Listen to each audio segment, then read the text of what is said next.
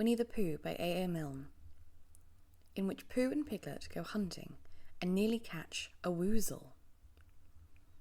The Piglet lived in a very grand house in the middle of a beech tree, and the beech tree was in the middle of the forest, and the Piglet lived in the middle of the house. Next to his house was a piece of broken board which had "Trespassers W" on it. When Christopher Robin asked the Piglet what it meant, he said it was his grandfather's name, and had been in the family for a long time. Christopher Robin said you couldn't be called Trespassers W.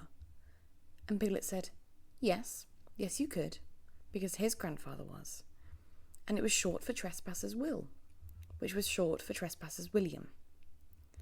And his grandfather had two names in case he lost one: Trespassers after an uncle, and William after Trespassers. "I've got two names," said Christopher Robin carelessly. "Well, there you are, that proves it," said Piglet. One fine winter's day, when Piglet was brushing away the snow in front of his house, he happened to look up, and there was Winnie the Pooh. Pooh was walking round and round in a circle, thinking of something else, and when Piglet called to him, he just went on walking. "Hello," said Piglet. "What are you doing?" "Hunting," said Pooh. "Hunting what?" "Tracking something," said Winnie the Pooh very mysteriously. "Tracking what?" said Piglet, coming closer. "That's just what I ask myself. I ask myself, what?" "And what do you think you'll answer?"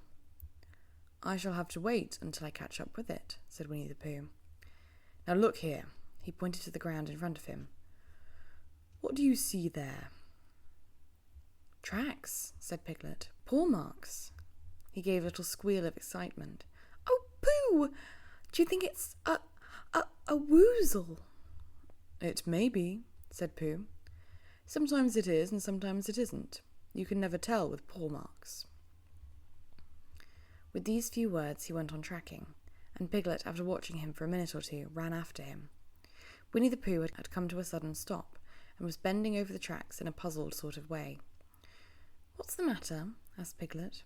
"It's a very funny thing," said Bear. "But there seem to be two animals now. This whatever it is has been joined by another whatever it is, and the two of them are now proceeding in company.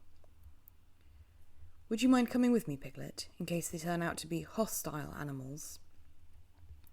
Piglet scratched his ear in a nice sort of way, and said that he had nothing to do until Friday, and would be delighted to come, in case it really was a woozle.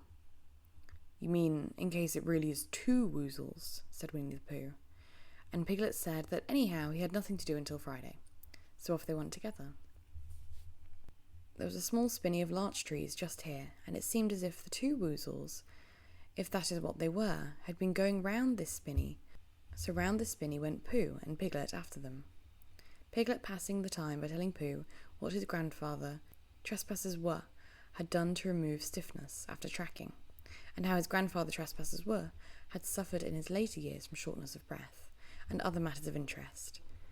And Pooh wondered what a grandfather was like, and if perhaps this was two grandfathers they were after now, and if so, whether he would be allowed to take one home and keep it, and what Christopher Robin would say. And still the tracks went on in front of them. Suddenly Winnie the Pooh stopped and pointed excitedly in front of him. "Look!" "What?" said Piglet with a jump, and then to show that he hadn't been frightened, he jumped up and down once more or twice, more in an exercising sort of way. "The tracks," said Pooh. "A third animal has joined the other two." "Pooh!" cried Piglet. "Do you think it's another woozle?" "No," said Pooh, "because it makes different marks. It is either two woozles and one, as it might be, wizzle, or two, as it might be, wizzles and one. If so, it is woozle. Let us continue to follow them." So they went on, feeling just a little anxious now, in case the three animals in front of them were of hostile intent, and Piglet wished very much that his grandfather T.W. were there, instead of elsewhere, and Pooh thought how nice it would be if they met Christopher Robin suddenly, but quite accidentally, and only because he liked Christopher Robin so much. And then, all of a sudden, Winnie the Pooh stopped again and licked the tip of his nose in a cooling manner, for he was feeling more hot and anxious than ever in his life before. There were 4 animals in front of him. Do you see, Piglet? Look at their tracks. 3, as it were, woozles, and 1, as it was, a whistle. Another woozle has joined them. And so it seemed to be. There were tracks crossing over each other, getting muddled up with each other, but quite plainly, every now and then, the tracks of 4 sets of paws. I think, said Piglet, when he had licked the tip of his nose too, and found that it brought very little comfort, I think that I have just remembered something. I've just remembered that I forgot to do yesterday, and shan't be able to do tomorrow, so I suppose I really ought to go back and do it now. We'll do it this afternoon, and I'll come with you, said Pooh. It isn't the sort of thing you can do in the afternoon, said Piglet quickly. It's a very particular morning thing that has to be done in the morning, and if possible between the hours of... What would you say the time was? About 12, said Winnie the Pooh, looking at the... Between, as I was saying, the hours of 12 and 5. So, really, dear old Pooh, if you'll excuse me... What's that? Pooh looked up at the sky, and then, as he heard the whistle again, he looked up into the branches of a big oak tree, and then he saw a friend of his. It's Christopher Robin, he said. Ah, then you'll be all right, said Piglet. You'll be quite safe with him. Goodbye, and he trotted off as quickly as he could, very glad to be out of danger again. Christopher Robin came slowly down his tree. Silly old bear, he said, what were you doing? First you went round the spinney twice by yourself, and then Piglet ran after you and went round again together, and then you were just going round a 4th time. Wait a minute, said Winnie the Pooh, holding up his paw. He sat down and thought in the most thoughtful way he could.